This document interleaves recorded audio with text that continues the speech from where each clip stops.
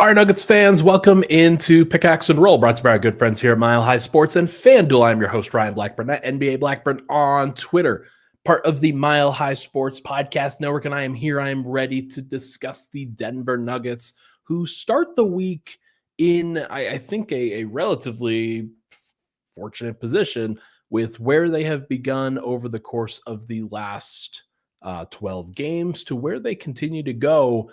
This upcoming week, I think, should be very interesting for them. One really important game that they will play on Friday night that we'll get to. But between now and then, there are a couple of games that I think, hey, we'll see just how focused they can stay for a couple of pretty shaky matchups for the opposition. My name is Ryan Blackburn, host here at Pickaxe and Roll and Mile High Sports. I write on milehighsports.com. You should definitely check it out. There's a lot of good content on the site. There's a lot of good stuff that you can find, including some numbers that I'm going to talk about a little bit today. We'll give a little bit of a lowdown for why the Denver Nuggets are such a good third quarter team, what has really helped them there, and why that matters to me a lot. There's plenty of reasons, I think, for Nuggets fans to be excited, but one of them is that they're back to being a dominant third quarter basketball team, which to me shows like it emphasizes the seriousness of just how good you are and how focused you are, kind of rounding back into form and putting down the opposing team's runs and everything like that. So we'll talk about it here. We'll talk about a couple of different ways that they are also really shining. We'll do the 3-3, and then we will preview this upcoming stretch of games. But first, we have to talk about the third quarter. As I mentioned before, I wrote a little bit on MHS.com, Mile High Sports, that the Denver Nuggets have been dominant in third quarter so far. And what I mean by that is I'll pull up the numbers for you and really try to emphasize it. Denver so far is plus 27.4 net rating in the third quarter alone. They are first in the NBA. Only team that is really comparable to them right now is Oklahoma City. They've also really taken into account the third quarter and put their foot down then. It's their best quarter as well. And it just, like, this is one of those things where you look around at the rest of the league and try to figure out who's the most serious, who are the teams that are the best in this quarter, and who are the teams that have the greatest chance at winning a title. And the Nuggets are, of course, among that list. But the other teams, I think, like, not really a surprise that they're also leading the third quarter net rating ranks. At the top of the third quarter for all of these teams. So Denver's first, Oklahoma City is second, plus 25.1. They've been unbelievable then too. Cleveland is at plus 20. Houston's at plus 15.3. They've been a really impressive team over the course of their first 12 games or so. And then Phoenix, surprisingly, that's been a major shocker, is fifth at plus 12. And then New York is sixth at plus 9.6. These numbers are a small sample size. Like, it's 12 games over the course of a full 82. These numbers will shrink a little bit. There's not, like, the Nuggets are not going to stay at plus 24, plus 27.4 the entire time. That would be ridiculous. But if they stay at the top of the NBA in the first quarter, or in the third quarter specifically, then to me that matters a significant amount. And I'm going to tell you why.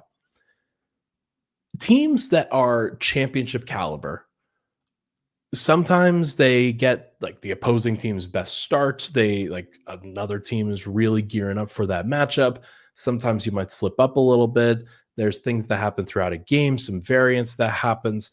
A lot of times there's reasons for why a game is tied, or maybe the winning team is actually losing at the beginning of the game.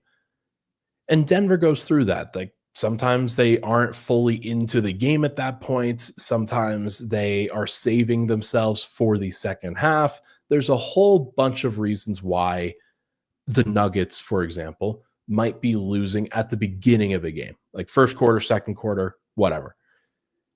All of that changes when you get to the midway point, when you get to the final 24 minutes of the game. There's only 24 left. Like it's not 48 minutes that you have to survive, it's just 24. And so, what most teams that are championship caliber do is they lock in at that point. So they really amp up their focus and their intensity and their consistency out of halftime, and they dominate in those stretches. And here is a good example of why. The net rating ranks by quarter for each of the last 10 NBA champions, I think is very interesting. In the first quarter, you're pretty good. Most of the teams are really good during that stretch. There's only a few that rank outside of the top 10, but there's enough where it's a little shaky. Second quarter, you're actually better. Like you recover for the most part. A lot of these teams recover. The only team that was outside of the top 10 in terms of their ranking in the like how good they are in the second quarter was the 2022-23 Nuggets. I think that's fascinating. It's also it gives some conscience to maybe why Denver's not so good in this particular year, where they rank 18th in the second quarter so far. But in the third quarter, it's almost pretty universal. There's only one team that's outside of the top 6 in net rating rank in the third quarter alone. That was the Los Angeles Lakers back in 2019-20, where they made up for it by being top 5 in the other 3 quarters themselves. But for a team like the Nuggets in 22-23, they were 4th. They like first quarter, third quarter, they were really good then. And it allowed them to be pretty weak, honestly, in the second and fourth quarter.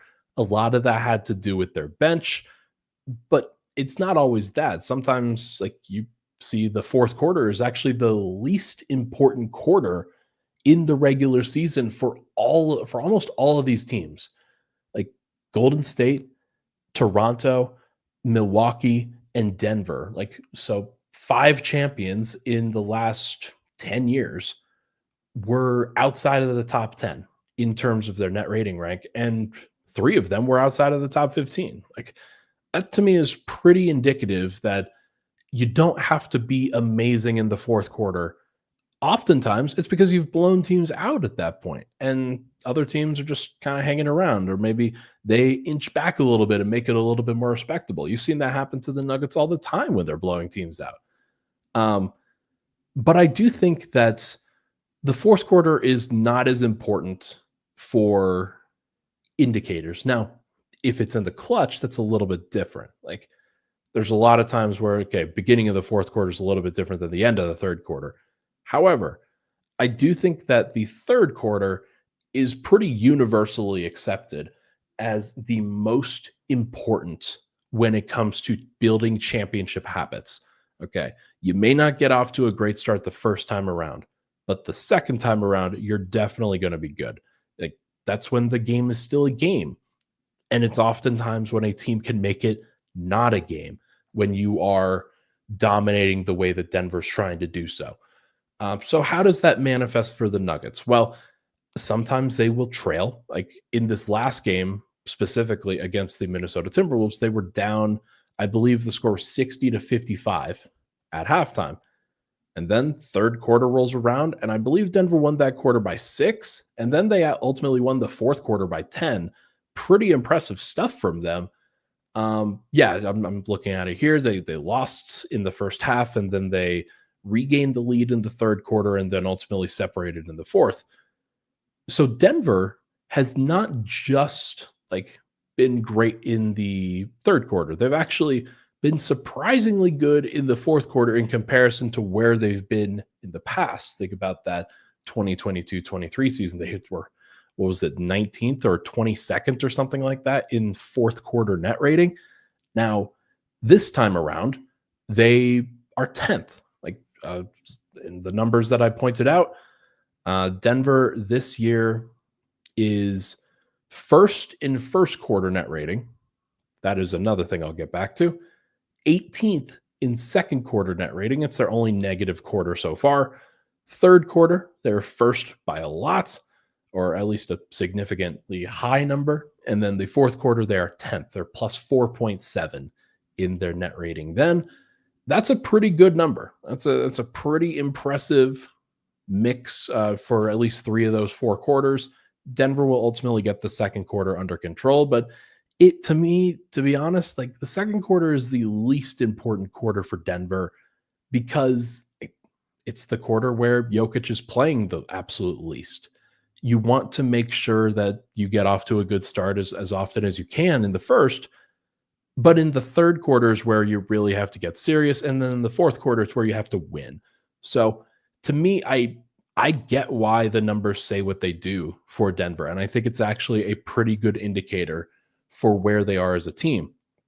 Now, as I mentioned, they're the leaders in first quarter net rating and third quarter net rating. The reason why is because Jokic is often playing pretty close to the entire quarter the entire time. And Denver's putting together a pretty good mix of lineups. Most of the time, they're beginning with starters. A lot of the time, Jokic is playing with at least one starter the entire time. Most like it is often been Christian Brown. Now it might be Tim Hardaway Jr. if he's rolling with the shooting guard, because a lot of the time Denver is playing their center, Jokic, for extended periods of time in that stretch, and they play their fifth best starter along with him. Then they play their second best starter, third best starter, fourth best starter. They'll let those guys stagger at various points with the bench. Murray, of course, will play the main minutes with the second unit. But when Denver rotates in those other guys, Tim Hardaway Jr. has been great. He's been fantastic doing what the Nuggets need him to do as a spacer. And Bruce Brown comes in and gives them a lift. Peyton Watson comes in and gives them a lift. Hasn't been as great with, there's been some other mixes that haven't been perfect. And Jonas Valanciunas they don't play Jokic and Valanciunas together in the first and third quarter. It's a second quarter, fourth quarter thing, which is fascinating to me. I wonder what would happen if they didn't in the first and third. But to me, it's an interesting layer to what they're trying to do. They've always been a pretty good first quarter and a pretty good third quarter team. Last year was actually an aberration with that. They were not a good first quarter team for a vast majority of that season, and it put them in a really tough position. First quarter, second quarter, they were both bad. And as a result, Denver's like working their way up the entire time, like just trying to get to a place where they could survive and then win. Now, at least Denver has one quarter where they are really dominant in the first half. It keeps them above water. And then the third quarter allows them to break away, allows them to separate a little bit. And that's what's happening against the majority of the NBA. Now, Denver hasn't faced that many tough teams. And as a result, some of these numbers are pretty skewed. Like there's no avoiding that, I don't think. Denver's got it pretty easy in a lot of those cases. Now, what is ultimately going to happen with it? How is Denver going to adjust when they have to face these tougher teams? They'll adjust. The numbers will probably come down a little bit. Denver will have some things that they have to figure out.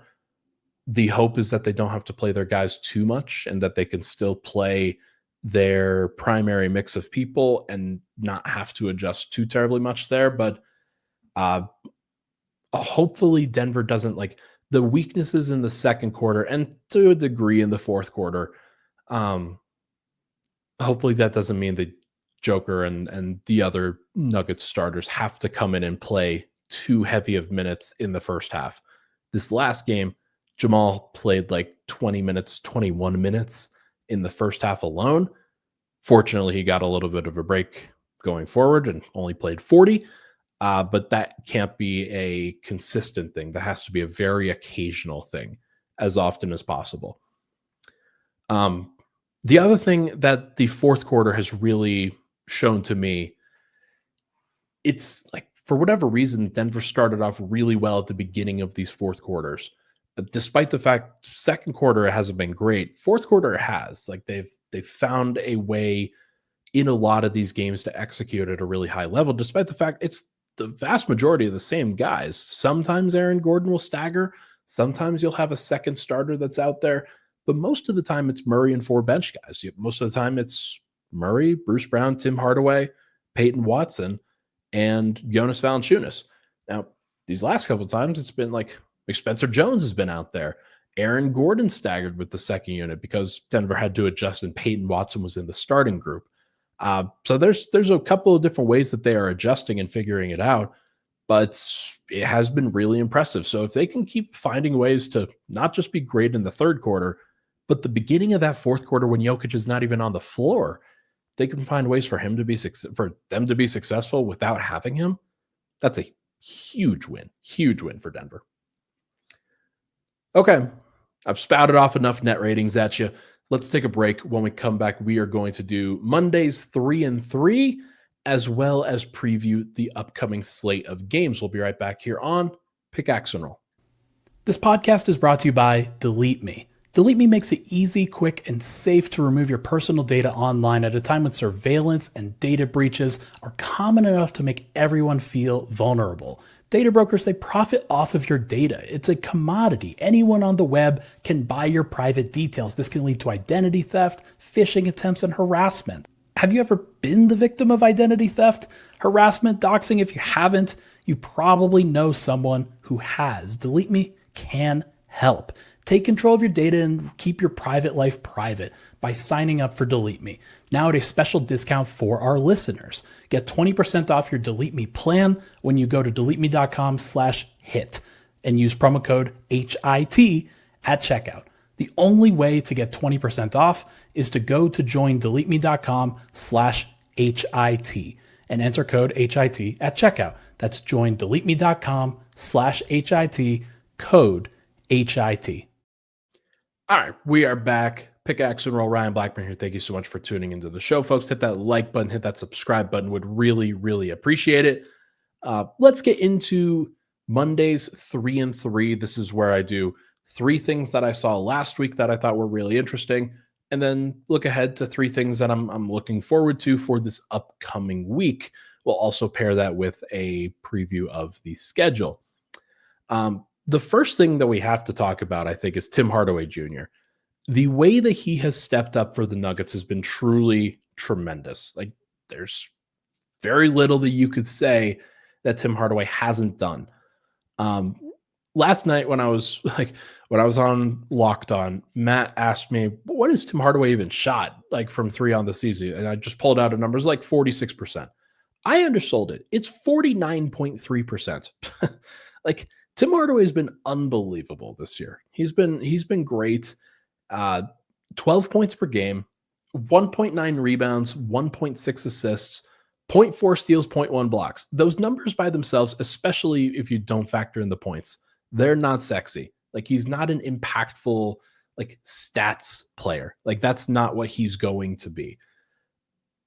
But the thing that he's done so far that has been super encouraging, just made every 3. Like, you look at the rest of his mix of things that he's done. I look back at his shooting splits throughout his career. There has never been a season where he has shot above 40% from 3. Never. And part of it is because he takes very difficult threes a lot of the time. Part of it is, and maybe that was with other teams, I think the ones that he's taken with the Nuggets have been relatively balanced. He's gotten some open ones, and he's gotten some contested ones. He said the contested ones probably a little bit at a higher clip than you would expect. But you look at the rest of the stats, 45% from 2. That's in line with what he's done basically over the course of the last 4 or 5 years, maybe slightly lower. 94% from the line. He's been just dialed in, shooting the ball really well. Still pretty low sample size in terms of those numbers can probably drop off a little bit, but that would be a career high for him. But the shooting percentage from 3 has really stood out. Like I said, there has never been another time where he shot above 40%. 39.8% back in 2019-20 was his previous career high, and this year it's at 49.3. So with that being said, do you think that's going to stick? Probably not. Probably not. Like, expecting a veteran who has been like the same kind of player for the last 10 years to really adjust like that. I would be shocked if he was still above 45% by the end of the season. However, would I be shocked if this was a career year for Tim Hardaway Jr. from an efficiency standpoint? No, absolutely not. The quality of looks that he gets with the Nuggets is really good. And the role that he's playing with the Nuggets right now is really sound. He's not being overburdened right now. He's not being overtaxed. This is a situation where last year he was averaging 27 minutes a night, somewhere in that general range. 28 minutes a night. 28 minutes a night on starting 77 games. Like this year with Denver, he's down to 23.3. It's still a significant role off of Denver's bench. He's their sixth man right now. But he's not starting often. He only started this last game, I think, because of the Christian Brown absence. Maybe that changes, and maybe he continues to start. Maybe that's something that he's going to have to continue to do and have to continue to adapt to. In which case, I might be a little bit worried about the long term and tiring him out and putting him in a really tough position. But I just think that how he has handled himself and the kinds of shots that he's getting, the way that he has attacked what the Nuggets have wanted him to do has been super, super encouraging. So really excited for what Tim Hardaway Jr. has provided for the Nuggets and think that he continues to, like Cody says here, absolutely insane. Got him for what, 3.6 million? Technically, it's a veteran minimum. So it only counts for like 2.2 million against the cap or whatever it is. So like he's getting 3.6 because he's a vet, but what he's done for the Nuggets is worth way more than that so far. So credit to him for stepping up. You need guys who can step up in and do all of those things for sure. Fred Goodman asks, Aaron Gordon has suddenly improved. Why not Tim Hardaway? It's a good point. Like maybe Denver's just in a situation where with Jokic playing the way that he is and everybody else kind of playing with confidence off of that, then maybe there is a reason why Tim Hardaway can't improve. The reason why I think is because you have a decade-long assessment of who Tim Hardaway is as a player, what his strengths and weaknesses are. And it's really difficult for guys to get away from that. It's really difficult for them to evolve beyond that sometimes. It's not impossible, clearly. But like, has Tim done anything differently this year than you would have expected him other than make more shots? I don't think so. I think that like for the most part, he's done exactly what I think a lot of people expected him to be. I will say he's been better defensively than I gave him credit for previously, and then I thought that he would have been. Is it true that he reached out to Denver? I'm not sure. It wouldn't surprise me. The reason why, like Mark Bartelstein is his agent. Mark Bartelstein was with Mason Plumlee for a long time in Denver. I'm not sure if there's been another Mark Bartelstein guy who was with the Nuggets for a significant period of time over the stretch, but it wouldn't surprise me if Bartelstein was like, you know what, like you're going to have a great experience there. It's really good. They will take care of you. And as a result, like Denver didn't need to pay him an extended amount. They just paid him what they could and seems pretty happy, man. It's been pretty cool. Like Tim's been great. Again, 12 games into the season, there's plenty of time for things to like ebb and flow and adjust and things like that. He will go through a shooting slump at some point. Right now, he's shooting it really hot. He will go through a slump at various points, especially if teams start to really adjust to who he is, like later in the season.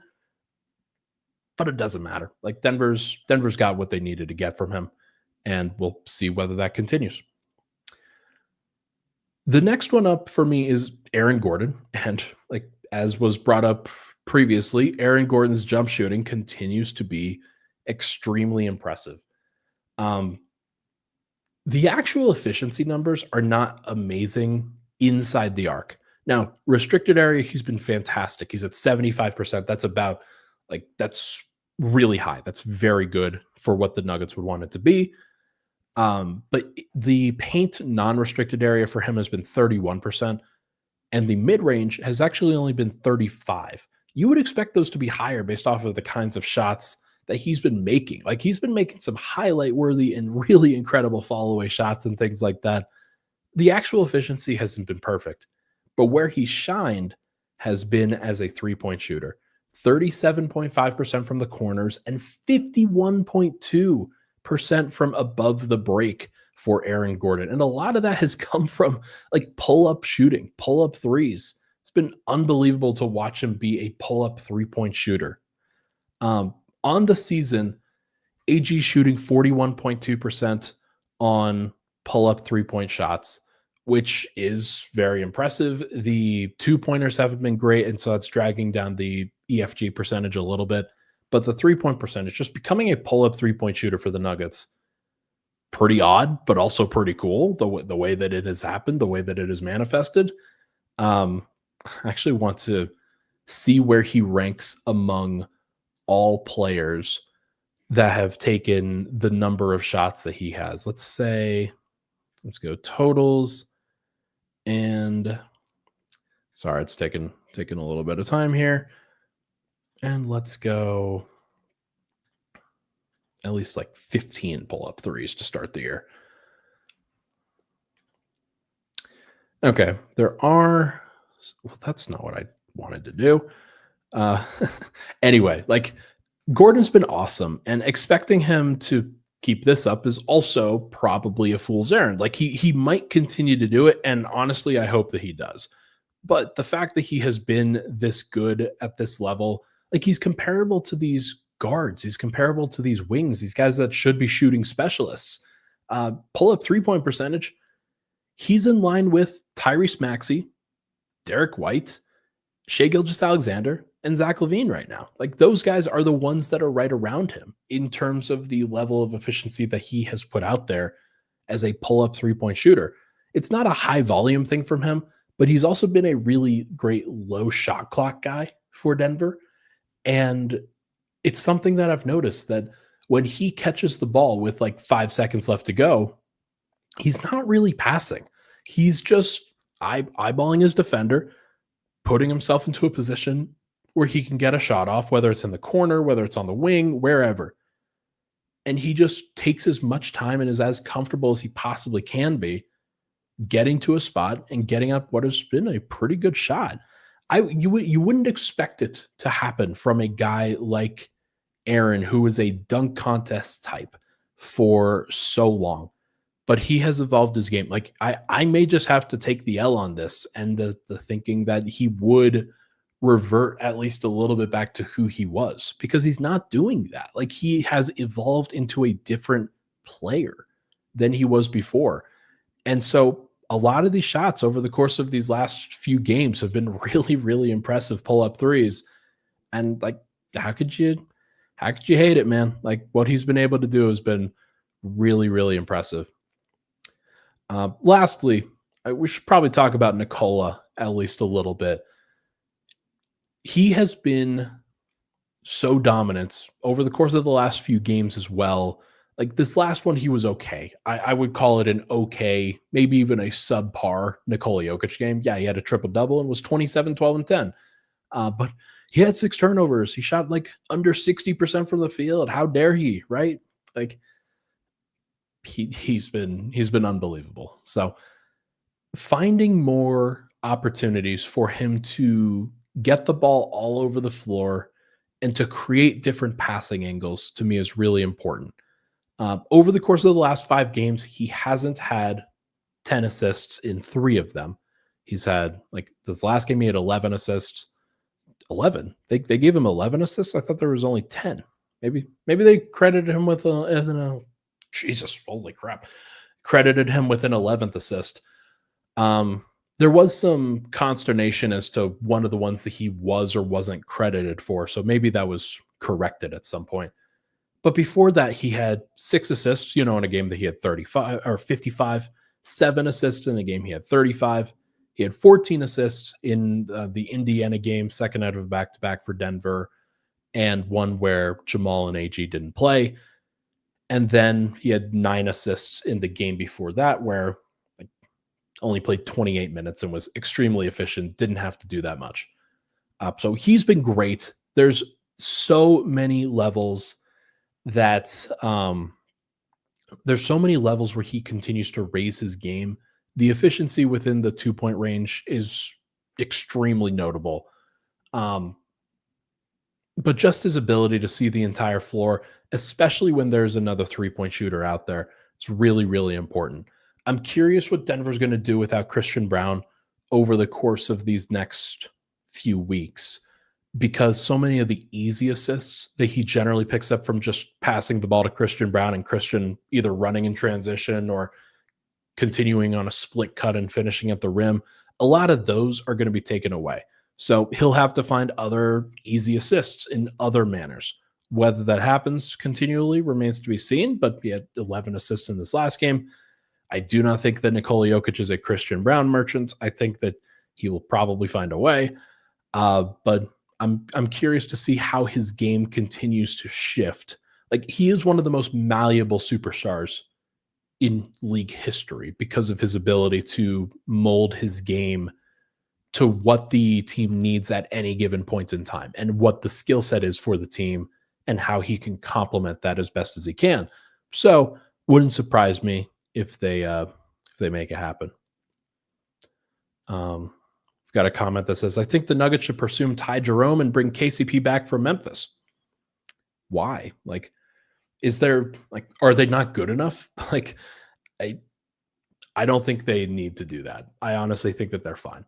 I think they'll be just fine. Also, why would Memphis do that? I think is a fair question. They just signed Ty Jerome and he hasn't even played basketball yet for them. So I don't think it's happening. Okay. Upcoming schedule for the Nuggets is an interesting one. Let's wrap up our game with that. That was the past 3 things. Another 3 things that I'll be looking at as we look at the schedule.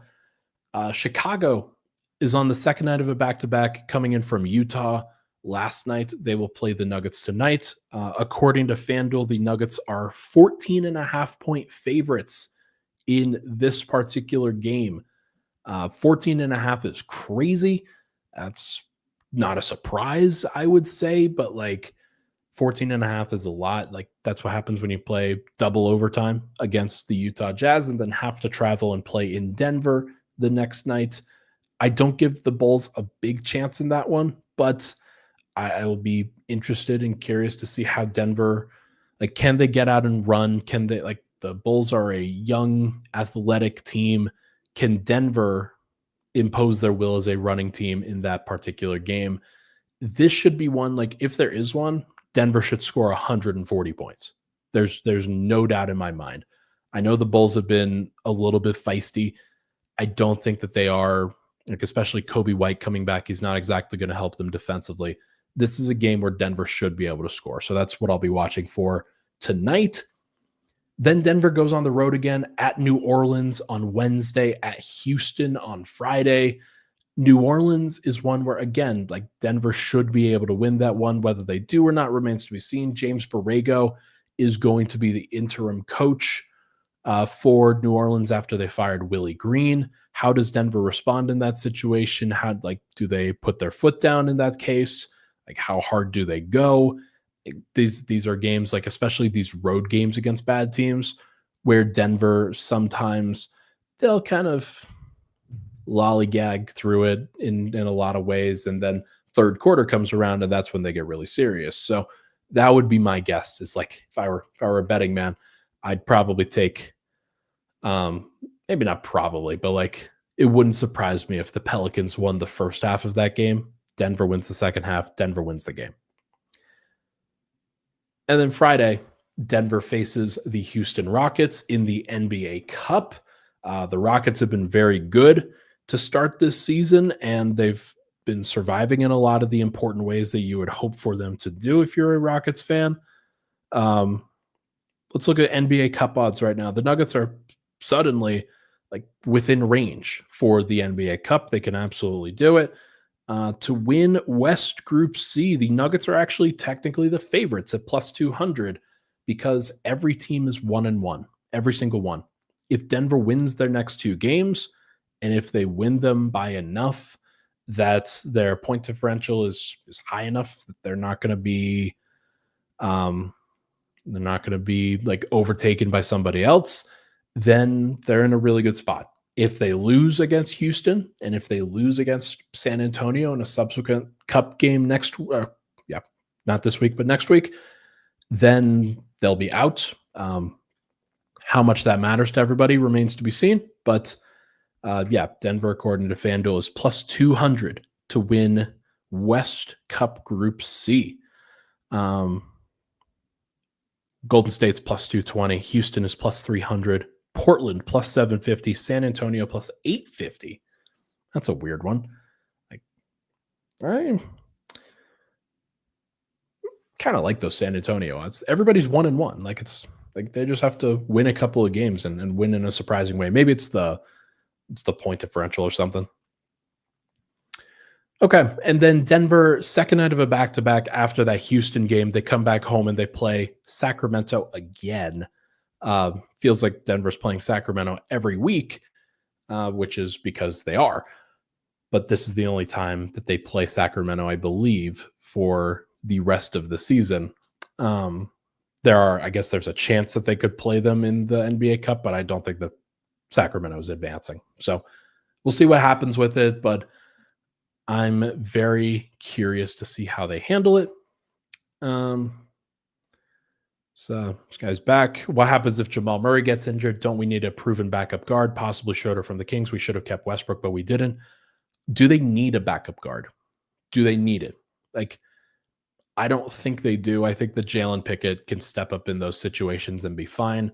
Denver on a lot of these situations, especially when Jokic is out there, they don't need an actual guard. Like somebody who's like a traditional ball handler. That's not something that they've ever had a need for.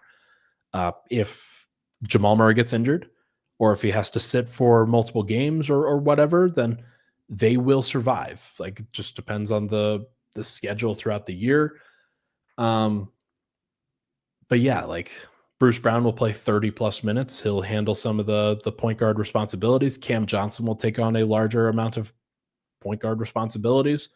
And then Jalen Pickett will be their backup point guard for 15 to 20 minutes a game, which is something that he did perfectly reasonably during the regular season last year. So I don't think it's that important. I just don't. Now, should they be worried about Murray's overall amount of minutes that he's playing? Yeah, absolutely. He's up to 33 minutes a game, which is, it's only 40th in the NBA or somewhere in that general range, but you want to keep him pretty low throughout the season. But as long as they give him regular maintenance and put him into a position where he's not having to fight through a whole bunch of pain, they're going to be fine. I don't think the point guard hole is as big as everybody thinks it is because Murray staggers with the second unit. But that's just me. Yeah, they could. Cody says here, Curtis Jones could log some minutes. Tamar Bates could log some minutes. There's plenty of guys that they could. Yeah, they could do it. All right. Well, folks, that's all I have. I think that Denver, again, they're in a good place. They are doing what they need to do throughout the start of the season. Will there be some things that they can adjust to going forward? We will see. Maybe they will get another backup point guard. Who knows? But I'm not, again, it's not something I'm stressed about. And it's not something you should be stressed about either. They'll solve that problem when they need to, but not before. They don't need to solve a problem that is not there. And there's a whole bunch of chemistry stuff that they should be thinking about when it comes to adding in some new players. So, all right, everybody, that is going to do it for this episode of Pickaxe and Roll, brought to you by our good friends here at Mile High Sports and FanDuel. Thank you so much for tuning into the show, folks. Denver plays tonight, so I will be podcasting tomorrow morning on Pickaxe at around the same time. Should be a fun episode. Looking forward to seeing whether Denver can take care of business against Chicago. Everybody have a good week. And we'll talk to you guys very soon.